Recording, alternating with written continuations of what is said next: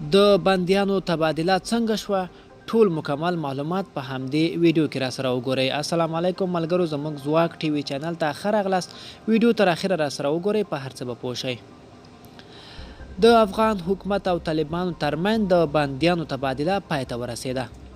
د افغانستان د ملي امنیت شورا وایي له 6 طالب بندیانو پرته چې نړیواله ټولنه یې له خوشي کولو سره مخالفه ده، د طالبانو ټول بندیان او افغان کمانډویان آزاد شوي دي. دغه شورا د پنجشنبې په ورځ د سپټمبر په 3 وږي 14 ویلي چې د 6 طالب بندیانو د برخلیک د څرګندولو لپاره ډیپلوماټیکي هڅې روانې دي. د افغانستان د ملي امنیت شورا ویلي د زندانیانو د خلاصون پروسه پای ته رسیدلې، اوس باید د سولې مخامخ خبرې سمدستي پیل شي. ځینو سرچینو ویلي چې 7 طالب بندیان به په قطر کې تر نظارت لاندې وي. افغان حکومت تر اوسه په رسمي ډول په دې اړه څه نه دی ویلي.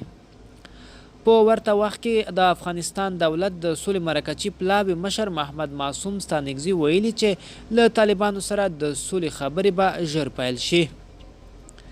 ښاغلی ستانکزي د پنجشنبې په ورځ د سپټمبر په 3 وږي 14 ویلي چې مشورتي لویې جرګې د افغان دولت د سولې مرکچي پلاوي ته د مذاکراتو ترسره کولو لپاره د لان نقشه ټاکلې ده.